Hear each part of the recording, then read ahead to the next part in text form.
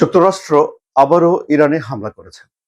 জবাবে ইরানের আইআরজিসি যুক্তরাষ্ট্রের সামরিক উপস্থিতির ওপর হামলা করেছে বলে জানিয়েছে।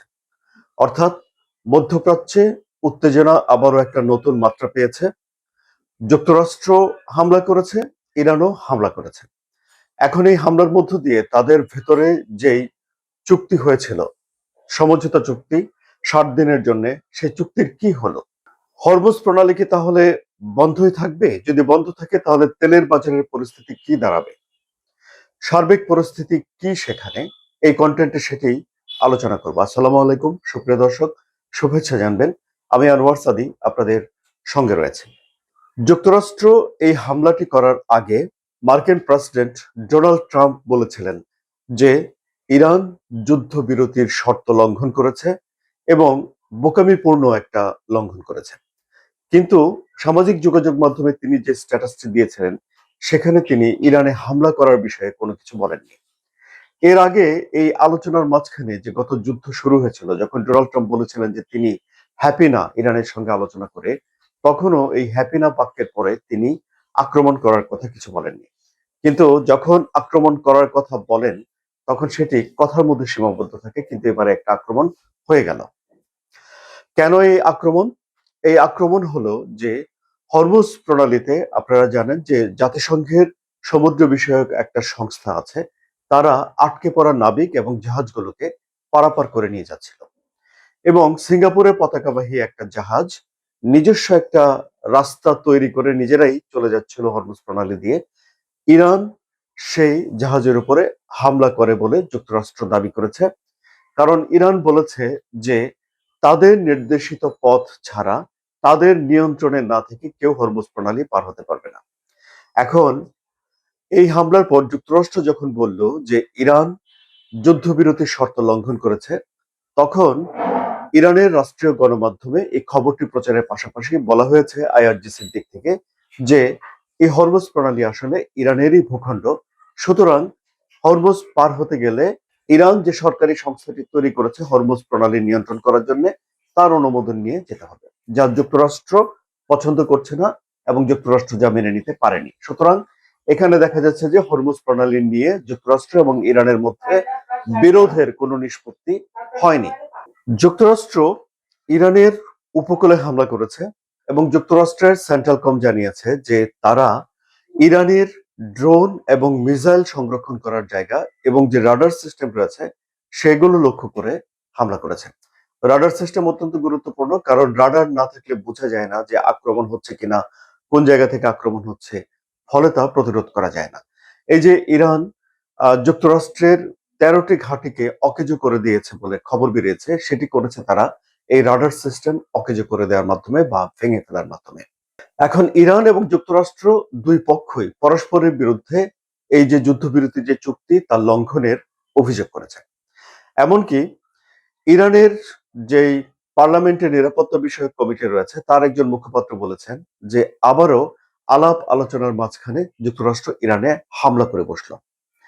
এর আগে আপনারা জানেন যে একবার ইরানের পারমাণবিক কর্মসূচি নিয়ে আলোচনা চলছিল, সেখানে ইসরায়েল আলোচনার আগের দিন মানে বৈঠকের আগের দিন হামলা করে একটা যুদ্ধ শুরু হয়েছিল। সেই যুদ্ধ 12 দিন চলেছিল এবং যুক্তরাষ্ট্র শেষ পর্যন্ত ইরানের 3টি পারমাণবিক স্থাপনায় হামলা করে ওই যুদ্ধের একটা বিরতিতে পৌঁছেছিল।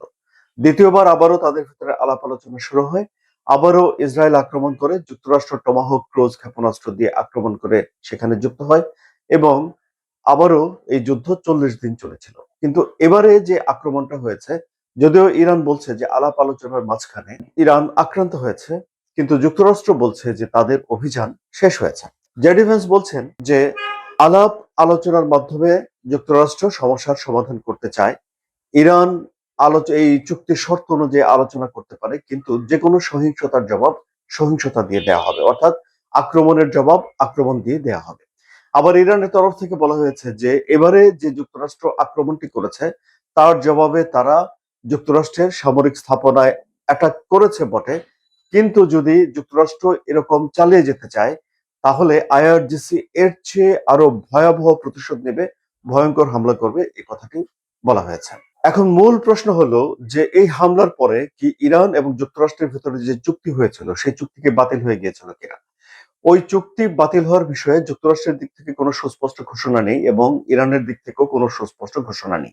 অর্থাৎ তারা কেউ বলছে না যে এই যে চুক্তি তারা করছে 7 দিনের জন্য, এই চুক্তি তারা বাতিল করে দিয়ে এই হামলাতে লেগে গেছে। বরং যুক্তরাষ্ট্র যে বিষয়টি বলছে সেটি হলো যে হরমুজ প্রণালীতে ইরান একটা জাহাজে হামলা করেছে, তার জবাব দিতে গিয়ে তারা একটা অভিযান চালিয়েছে এবং তাদের অভিযান শেষ হয়ে গেছে।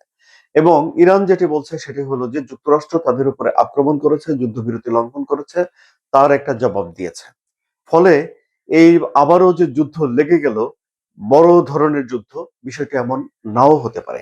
আবার ধরুন এই সবকিছু সমাধান হওয়ার জন্য অবশ্যই আলোচনার দরকার আছে এবং আলাপ আলোচনার কিছুটা অগ্রগতিও লেবাননের দিক থেকে রয়েছে। কি সেটি? লেবানন এবং ইসরায়েল নিজেদের ভেতরে একটা চুক্তিতে পৌঁছেছে নিজেদেরকে পাল্টা হামলা থেকে বিরত রাখার জন্য।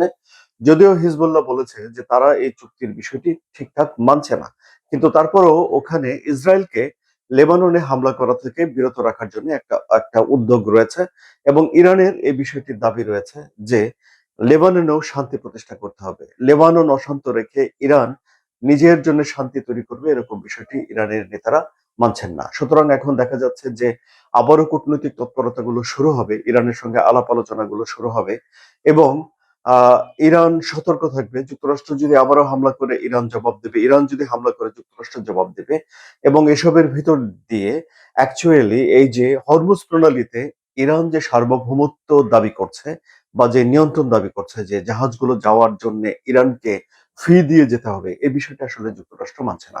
যতক্ষণ পর্যন্ত না এ বিষয়ে একটা সুরাহা না হচ্ছে ততক্ষণ পর্যন্ত ওই অঞ্চল উত্তপ্ত থাকবে। আবার ধরুন যুক্তরাষ্ট্রের জন্য এটি মানা খুব একটা মুশকিলের ব্যাপার, কারণ 1974 সালে সৌদি আরবের সঙ্গে যুক্তরাষ্ট্র যে চুক্তি করেছে সেই চুক্তির অনুযায়ী সৌদি আরব এবং ওপেকভুক্ত দেশগুলো তাদের উৎপন্ন তেল ডলারে বিক্রি করে। ফলে বিশ্বের সব দেশেরই ডলার দরকার হয় তেল কেনার জন্য, কারণ সব দেশেরই তেল লাগে। এই জন্য ডলার ক্রয় করে এবং সংরক্ষণ করে দেশগুলো। ডলারকে বলা হয় পেট্রো ডলার।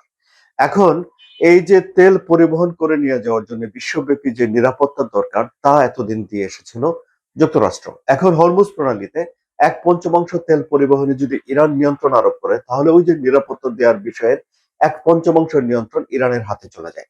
সেখানে যুক্তরাষ্ট্রের একটা আধিপত্য খর্ব হয় এবং এটি যুক্তরাষ্ট্র কোনোভাবেই মেনে নিতে পারছে না। ফলে হরমুজ প্রণালীতে যতক্ষণ পর্যন্ত না শান্তি হচ্ছে ততক্ষণ পর্যন্ত এই উত্তেজনা চলতেই থাকবে। হয়তো ধারাবাহিক হামলা বা লাগাতার যুদ্ধ হবে না, কিন্তু ক্ষণে ক্ষণে উত্তেজনা বেড়েই উঠবে। এখন এটি কিভাবে নিরসন হবে, কোন শর্তে এসে এখানে যুক্তরাষ্ট্র এবং ইরান একমত হবে, সেটি এখন দেখার বিষয়। আলোচনা কেমন লাগলো? যদি ভালো লাগে তাহলে এই চ্যানেলটি সাবস্ক্রাইব করুন, লাইক দিন, শেয়ার করুন এবং মধ্যপ্রাচ্যের জটিল ভূ রাজনীতির সহজ সরল ব্যাখ্যার জন্য এই চ্যানেলের সঙ্গে থাকুন। ধন্যবাদ সবাইকে।